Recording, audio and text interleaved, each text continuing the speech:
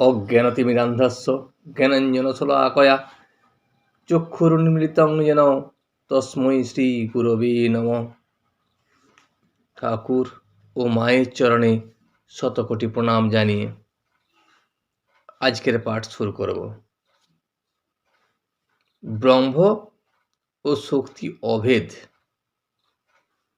মানুষ লীলা।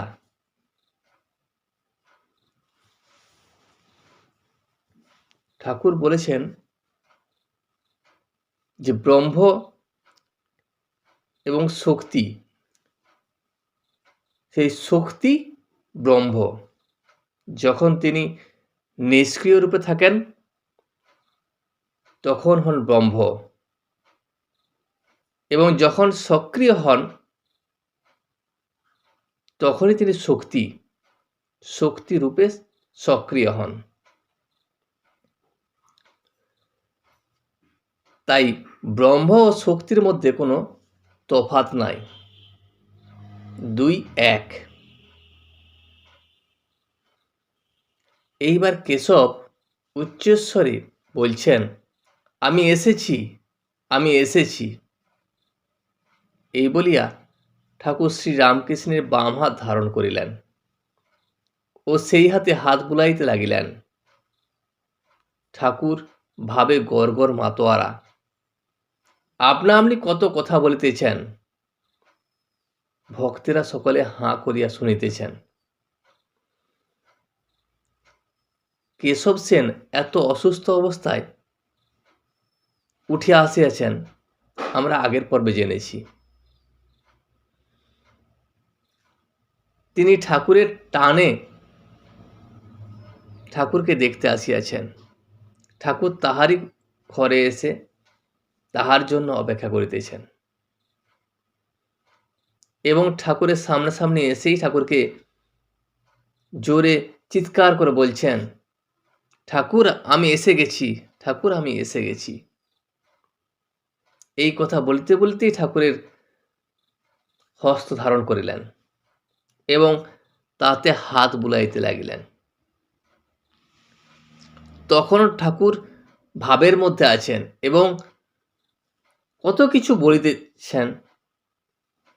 সমস্ত ভক্তগণ এইসব দৃশ্য হাঁ করিয়া দেখিতেছেন এবং শুনিতেছেন। ঠাকুর বলিলেন, যতক্ষণ উপাধি ততক্ষণই নানা বোধ। যেমন কেশব, প্রচ্ছন্ন, অমৃত, এইসব নাম এক এক উপাধি। যতক্ষণ এই নামের মধ্যে থাকবে ততক্ষণ নানা রকম বোধ হবে, কিন্তু যখন পূর্ণ জ্ঞান হয়ে যাবে, পূর্ণ জ্ঞান হলে তখন চৈতন্য বোধ হবে। তখন আবার এইসব কিছুই মনে হবে না। আবার পূর্ণ জ্ঞানে দেখে যে সেই এক চৈতন্য। এই জীবজগৎ এই চতুর্বিংশতি তত্ত্ব হয়েছেন। পূর্ণ জ্ঞান হয়ে যাওয়ার পর তখন আর ওই বিভিন্ন রকম বোধ হয় না, আলাদা আলাদা কিছু বোধ হয় না। তখন মনে হয় যে তিনি এক, বিভিন্ন রূপে প্রকাশ হয়েছেন। তিনি এই জীবজগৎ, এই চতুর্বিংশতি তত্ত্ব তিনি হয়েছেন। এই বিভিন্ন লোকের মধ্যে কোনো তফাৎ নেই। সে কেশবী হোক, প্রসন্ন হোক বা অমৃতি হোক, সবের মধ্যেই তিনি বর্তমান। তবে শক্তি বিশেষ, তিনি সব হয়েছেন বটে, কিন্তু কোনোখানে বেশি শক্তির প্রকাশ, কোনোখানে কম শক্তির প্রকাশ।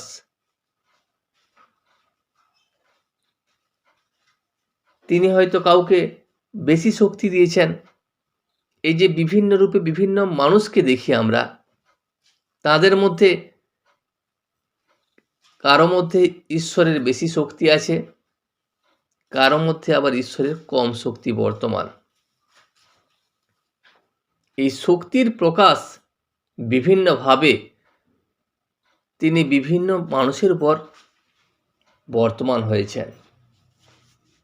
বিদ্যাসাগর বলেছিল, তা ঈশ্বর কি কারোকে বেশি শক্তি, কারোকে কম শক্তি দিয়েছেন?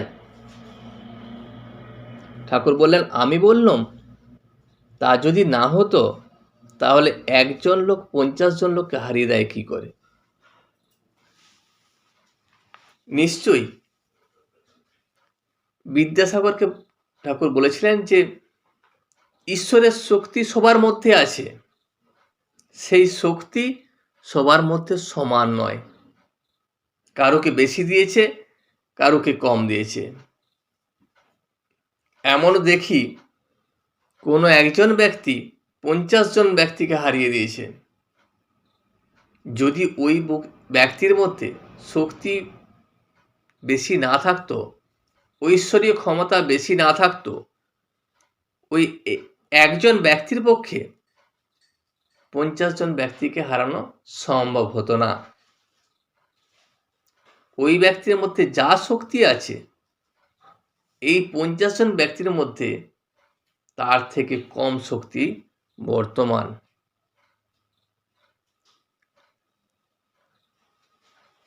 আর এটাও ঠিক যে আমরা যে তোমাকে দেখতে এসেছি, কেমন করে আর তোমাকে বা আমরা দেখতে এসেছি,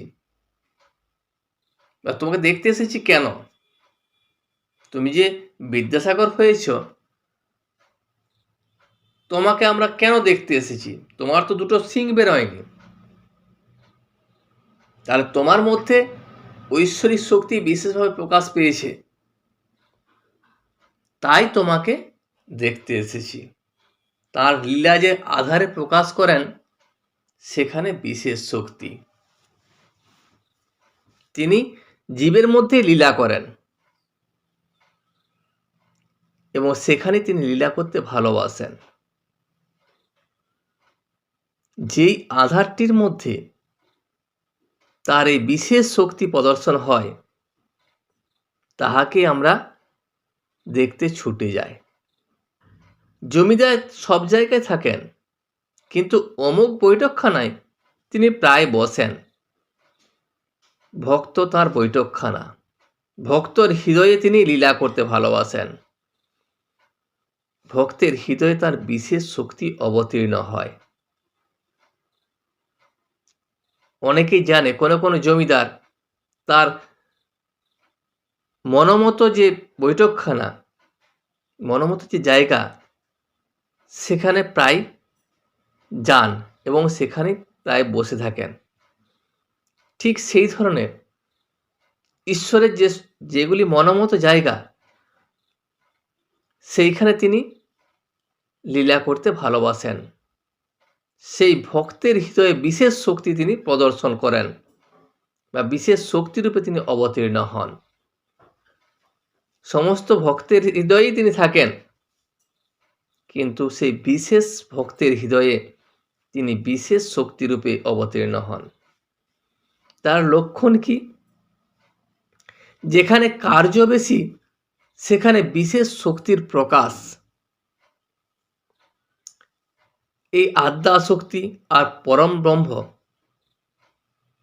অভেদ।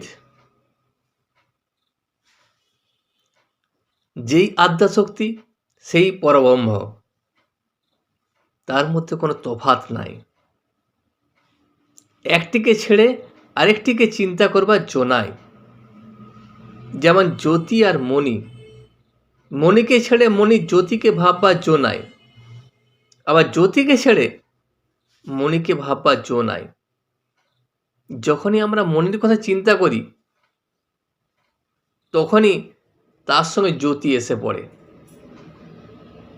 কারণ জ্যোতি ছাড়া মণি কখনো হতে পারে না। বা মণির জ্যোতির কথা চিন্তা করলেও মণি এসে পড়ে। মণি যদি না থাকে, তার জ্যোতি বা থাকবে কিভাবে? তাই দুটিকে আলাদা করা কখনো সম্ভব নয়। ঠিক সেই রকম আদ্যাশক্তি আর পরব্রহ্ম দুই এক, দুটি কখনো আলাদা হতে পারে না। সাপ আর তির্যক গতি, সাপকে ছেড়ে তির্যক গতি ভাববার জো নাই। আবার সাপের তির্যক গতি ছেড়ে সাপকে ভাববার জো নাই। ব্রাহ্ম সমাজ ও মানুষের ঈশ্বর দর্শন, সিদ্ধ ও সাধকের প্রভেদ। আদ্যাশক্তি এই জীবজগৎ, এই চতুর্বংশী তত্ত্ব হয়েছেন অনুলোম বিলোম। রাখাল নরেন্দ্র আর ছোকরাদের জন্য ব্যস্ত হয় কেন? হাজরা বললে, তুমি ওদের জন্য ব্যস্ত হয়ে বেড়াচ্ছ, তা ঈশ্বরকে ভাববে কখন? এই জীবজগৎ আদ্যাশক্তিরই সৃষ্টি। তিনি এই জীবজগৎ তৈরি করেছেন এবং তিনিই চতুর্বংশী তত্ত্ব হয়েছেন। আমাকে হাজরা একদিন বলেছিল, ঠাকুর একথা বলছেন যে তুমি যে রাখাল নরেন্দ্র এদের জন্য ব্যস্ত হয়ে থাকো, তাহলে এদের কথা যদি সবসময় চিন্তা করো, তাহলে তুমি ঈশ্বরের কথা ভাববে কখন? এই কথা শুনিয়া কেশব ও অন্যান্য ভক্তগণ হাসিতে লাগিলেন। তখন ঠাকুর বলিলেন, আমি হাজরার এই কথা শুনিয়া মহা চিন্তিত হলাম। বললাম, মা এ কি হলো? হাজরা বলে ওদের জন্য ভাবো কেন?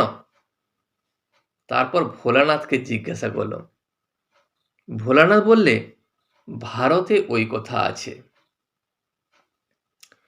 ভোলানাথ হল শ্রীযুক্ত ভোলানাথ কালীবাড়ির এক মোহরী। তিনি ঠাকুরকে ভক্তি করতেন ও মাঝে মাঝে গিয়া মহাভারত শোনাইতেন। দীননাথ খাজাঞ্চি পরলোকের পর ভোলানাথ কালীবাড়ির খাজাঞ্চি হইয়াছিলেন। সেই ভোলানাথকে তিনি জিজ্ঞাসা করেছিলেন যে হাজরা যে এই কথা বলছে, তাহলে এটা কি ঠিক? ভোলানাথ তখন বললেন, ভারতে আছে, অর্থাৎ ভারতে মানে মহাভারতে আছে ওই কথা, যে সমাধিস্থ লোক সমাধি থেকে নেমে কোথায় দাঁড়াবে। তাই সত্যগুণী ভক্ত নিয়ে থাকে। যাদের সমাধি হয়, ওই উচ্চ পর্বে তারা চলে যায়। সেখান থেকে যখন নেমে আসে, নেমে আসার পর তার দাঁড়ানোর জায়গা কোথায়? তখন ওই যে সত্যগুণী যেসব ভক্ত থাকে, তাদের মধ্যে তিনি থাকেন। ভারতের এই নজির পেয়ে তবে বাঁচলাম যে মহাভারতে এই কথা লেখা আছে। এই কথা আমাকে ভোলানাথ বলার পর আমার মনে শান্তি হলো। হাজরার দোষ নাই। সাধক অবস্থায় সব মনটা নেতি নেতি করে তার দিকে হয়। যখন সাধক থাকে তখন আর অন্য কোনো দিকে মন থাকে না, তখন তার দিকে সমস্ত মনটা পড়ে থাকে। সিদ্ধ অবস্থায় আলাদা কথা। যখন সে সিদ্ধি লাভ করে, সাধনায় সিদ্ধি লাভ করার পর তার মনের অবস্থা পরিবর্তন হয়ে যায়। তাকে লাভ করার পর অনুলোম বিলোম হয়। যেমন ঘোল ছেড়ে মাখন পেয়ে তখন বোধ হয় ঘোলেরই মাখন, আবার মাখনেরই ঘোল। তখন ঠিক বোধ হয় তিনিই সব হয়েছেন, কোনোখানে বেশি প্রকাশ, কোনোখানে কম প্রকাশ। যখন সিদ্ধি লাভ করায়, সাধনা সিদ্ধি লাভ করার পর তখন এটা মনে হয় যে আলাদা কিছু নয়, সবের মধ্যেই তিনি আছেন। কোথাও তিনি একটু বেশিভাবে প্রকাশ পেয়েছেন, তার শক্তির প্রকাশ কোথাও একটু বেশি হয়েছে, আবার কোথাও একটু কম হয়েছে, কিন্তু সবই তিনি, সবের মধ্যেই তিনি বর্তমান। ভাব সমুদ্র উদলালে ডাঙায় এক বাঁশ জল। আগে নদী দিয়ে সমুদ্রে আসতে হলে এঁকে মেঁকে ঘুরে আসতে হতো। বন্যা হলে ডাঙায় এক বাঁশ জল। ভাব এমন এক সমুদ্রের মতো জিনিস যে সেটা যখন উতলে যায়, যখন উপসে পড়ে, তখন চারিদিকে সেই ভাবের মহিমা ছড়িয়ে পড়ে। যেমন সমুদ্র উতলালে ডাঙায়ও 1 বাঁশ জল হয়ে যায়, ঠিক সেই রকম ভাব সমুদ্র উতলালে চারিদিকে তা ছড়িয়ে যায়। আগে নদী দিয়ে সমুদ্রে আসতে হলে এঁকে বেঁকে ঘুরে আসতে হতো, বন্যে এলে ডাঙায় 1 বাঁশ জল হয়। যখন শুধু নদী দিয়ে আসা হয় তখন কি হয়, নদী যেই দিকে যেমন ভাবে বেঁকে গেছে নৌকাকেও সেইভাবেই বেঁকে বেঁকে যেতে হবে। কিন্তু যখন বন্যা হয় তখন তো চারদিকে জলে জলময় হয়ে যায়, তখন আর কোনো দিকে বাঁকাবাঁকির কোনো প্রশ্ন নাই, তখন সোজা নৌকা চালিয়ে দিলেই হলো, আর ঘুরে ঘুরে যেতে হবে না।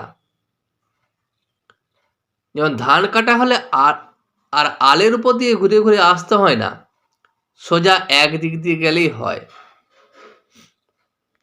ঠিক সেই রকম যখন সাধক অবস্থায় মনটা থাকে তখন মন চারিদিকে বাঁকতে থাকে, বেঁকে বেঁকে যায়। কিন্তু যখন সাধনা করে সিদ্ধি লাভ হয়ে যায়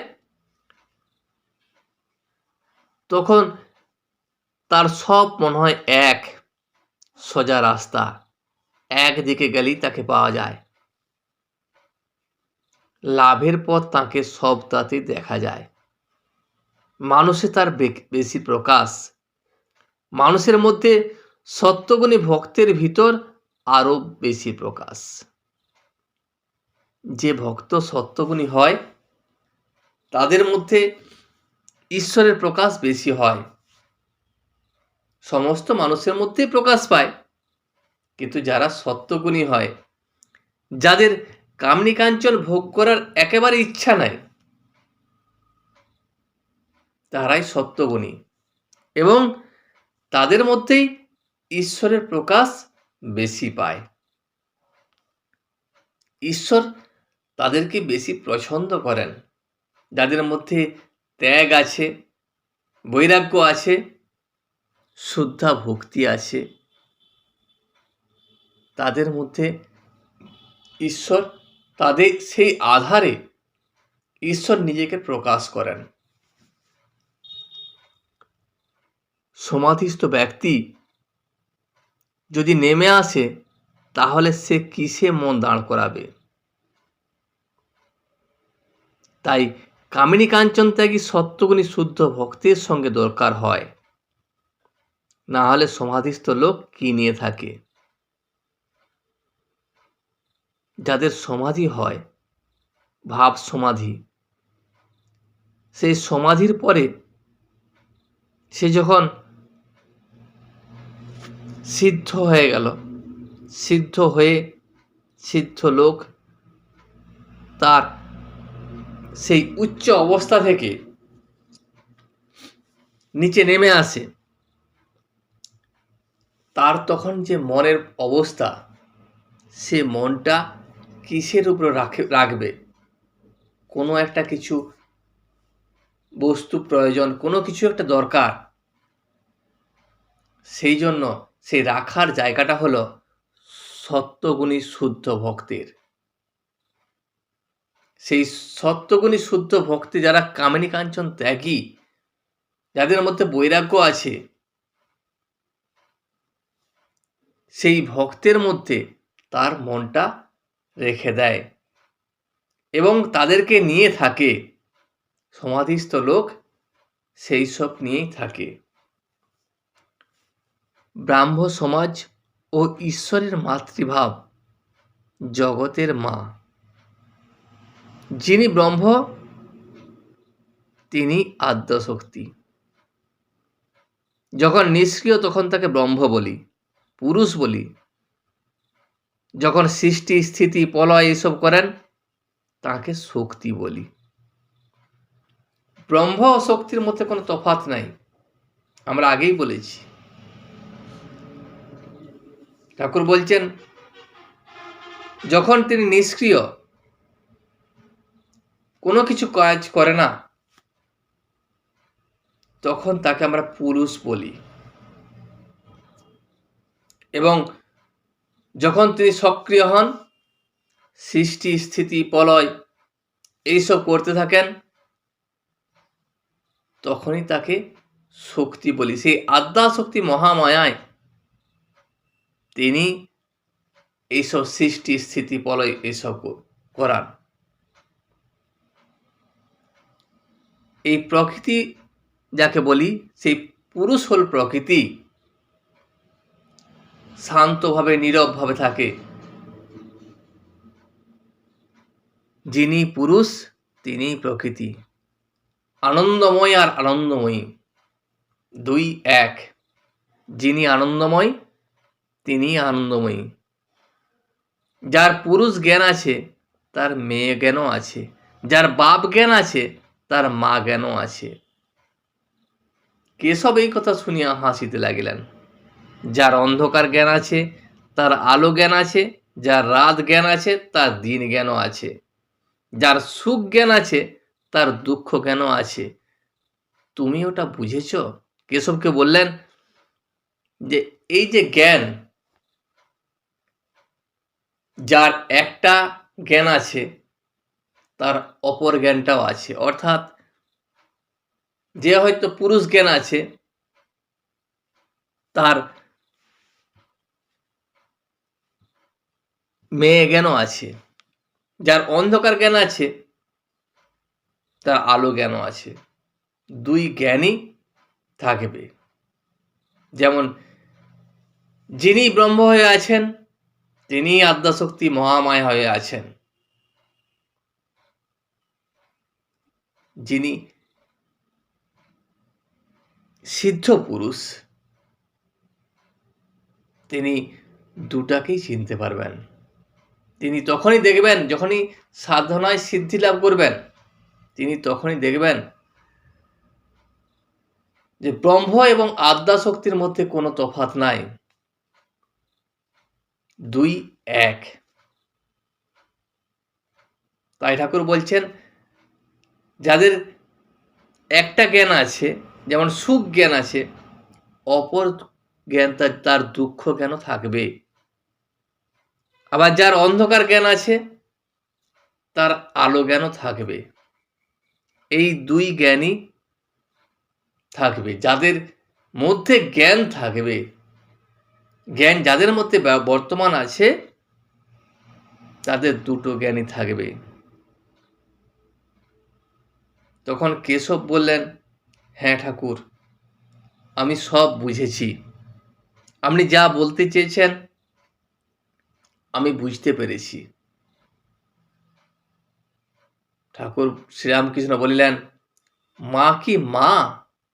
জগতের মা। আমি যে মা মা করি, মায়ের সাধনা করি, তিনি কি শুধু আমার একার মা? না, তিনি জগতের মা, জগতের কল্যাণকারী, এই জগৎ সৃষ্টিকারী মা। যিনি জগৎ সৃষ্টি করেছেন, পালন করছেন, তিনি আমার সেই মা। এবং তিনি জগতের মা, সকলের মা, যিনি তাঁর ছেলের জন্য সর্বদা রক্ষা করছেন। সেই মা তার সন্তানদের সর্বদা রক্ষা করে চলেছেন। তার ধর্ম, অর্থ, কাম, মোক্ষ যে যা চায় তাই দেন। সেই মা দয়াময়ী, তার কাছে যা চাওয়া যায় তিনি তাকেই দুহাত ভরে দেন। ঠিক ছেলে মা ছাড়া থাকতে পারে না, তার মা সব জানে। যারা প্রকৃত তার ছেলে হয় তারা তাকেই চেনে, তাকে ছাড়া আর কিছু তারা জানে না। তারা একটি কথাই জানে যে মা সব জানে, ছেলে খায় দায় বেড়ায় অত শত জানে না। এসব তখন বললেন, হ্যাঁ ঠাকুর, আমি আজ সব বুঝেছি। তিনিই সব, মা সবই জানেন। আমরা শুধু মাকে চিনি, আর কিছু জানি না। আজ এই পর্যন্তই। ভিডিওটি শেষ পর্যন্ত দেখার জন্য আপনাকে অসংখ্য ধন্যবাদ। ভিডিওটি যদি আপনার ভালো লেগে থাকে তাহলে একটা লাইক, কমেন্ট এবং বন্ধুর সাথে শেয়ার করে দেবেন। সাবস্ক্রাইব করে পাশে থাকা বেল আইকনটি বাজিয়ে দেবেন, যাতে আপনাদের নতুন ভিডিওগুলি সর্বপ্রথম আপনার কাছে পৌঁছে যায়। জয় শ্রী রামকৃষ্ণ, জয় শ্রী রামকৃষ্ণ, জয় শ্রী রামকৃষ্ণ।